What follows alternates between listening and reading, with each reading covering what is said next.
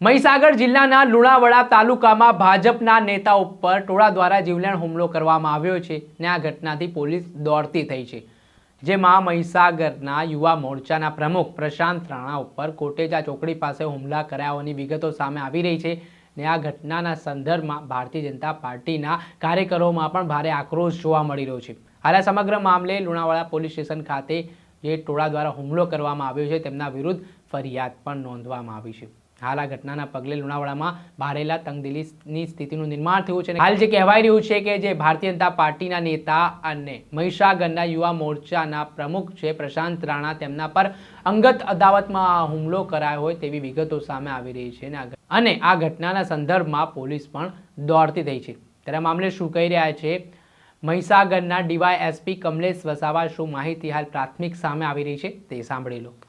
ગઈકાલના રોજ લુણાવાડા ટાઉન વિસ્તારમાં કોટેજ ચોકડી પાસે અલગ અલગ સમાજના યુવક યુવતીઓ ભાગી ગયેલ હોય, જે અંગત અદાવત રાખીને યુવતીના પરિવાર દ્વારા પ્રશાંત રાણા કે જેમણે આ યુવતીને ભગાડી જવામાં મદદ કરી હોય એવી અંગત અદાવત રાખીને એમના પર હુમલો કરવામાં આવ્યો હતો। આશરે 12 થી 15 માણસોનું ટોળું પ્રશાંત રાણા છે એમના પર હુમલો કર્યો। આ સમય દરમિયાન પ્રશાંત રાણાના ભાઈ આકાશ રાણા પહોંચી જઈને પ્રશાંત રાણાને બચાવી લીધેલા હતા, પરંતુ ત્યાં સુધીમાં એમને પથ્થરથી માથાના ભાગમાં મારીને ઈજા કરેલ હતી અને તેમજ એમને જાનથી મારી નાખવાની ધમકીઓ આપી હતી। તો આ બાબતે લુણાવાડા ટાઉન પોલીસ સ્ટેશન ખાતે ફરિયાદ નોંધવામાં આવી છે અને તમામ આરોપીઓને પકડી લેવાની કાર્યવાહી કરવામાં આવી છે। આશરે 12 થી 15 આરોપીઓની ઇનિશિયલી ફરિયાદ આવી છે, પરંતુ પોલીસ સીસીટીવી કેમેરા દ્વારા તપાસ કરી રહી છે કે આમાં બીજા આરોપીઓ પણ છે કે નહીં। મહીસાગરના ડીવાયએસપી કમલેશ વસાવા તેમણે આ સમગ્ર ઘટનાને લઈને વિગતો આપી છે અને જે રીતે હુમલાખોરો દ્વારા હુમલો કરવામાં આવ્યો છે તે મામલામાં હાલ સીસીટીવીના આધારે પોલીસે તપાસ પણ શરૂ કરી છે। આ સમગ્ર મામલાને લઈને લુણાવાડા ટાઉન પોલીસ સ્ટેશન ખાતે આરોપીઓ વિરુદ્ધ ગુનો પણ નોંધવામાં આવ્યો છે। ત્યારે આ ઘટના બની છે તે મામલે પ્રશાંત રાણાના જે પરિવારજનો છે, તેમના ભાઈ છે, તેમનું પણ નિવેદન સામે આવ્યું છે। તેમણે કોના ઉપર આરોપો લગાવ્યા છે અને શું સમગ્ર મામલો હતો, કેમ તેમના ભાઈ ઉપર હુમલો કરવામાં આવ્યો છે તે સાંભળી લો।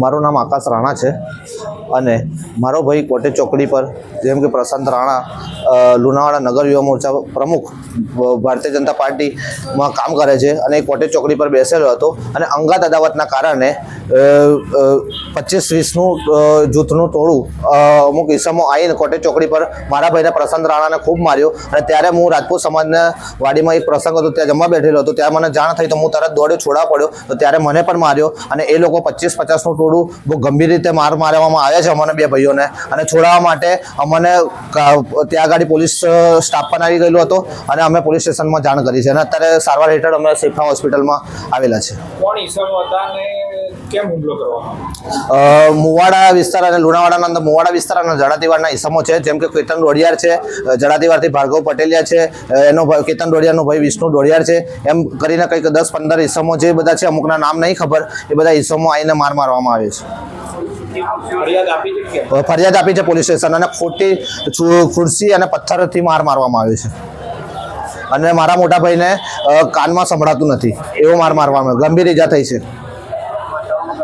આપણે સાંભળ્યા હતા જે ઇજાગ્રસ્ત પ્રશાંત રાણા છે, તેમના ભાઈ તેમના દ્વારા મામલે માહિતી આપવામાં આવી છે। સાથે જ કેટલાક વ્યક્તિઓના તેઓ નામ પણ લઈ રહ્યા છે, તેમના દ્વારા આ પ્રકારનો હુમલો કરાયો હોય તેવું કેવું છે। કોટેજા ચોકડી પાસેનો સમગ્ર બનાવ છે, જે ઘટનાને લઈને હવે જે હુમલો કરનાર આરોપીઓ છે તેમને સીસીટીવીના આધારે પોલીસે ઓળખ કરવાની તજવીજ પણ હાથ ધરી છે। આ ઘટનાના પગલે મહીસાગરના જે ભારતીય જનતા પાર્ટીના નેતાઓ છે તેઓ પણ હોસ્પિટલ ખાતે દોડી આવ્યા હતા, જોકે ગંભીર ઇજાઓના પગલે જેમાં પ્રશાંત રાણા જે ભાજપના નેતા છે તેમને વધુ સારવાર માટે અમદાવાદ હોસ્પિટલ ખાતે ખસેડવામાં આવ્યા હોય તે પ્રકારની વિગતો પણ સામે આવી રહી છે। પરંતુ દર્શક મિત્રો, એન કવરેજ ન્યૂઝને આપ લાઇક કરી લો, સબસ્ક્રાઇબ કરી લો અને શેર કરવાનું ભૂલતા નહીં।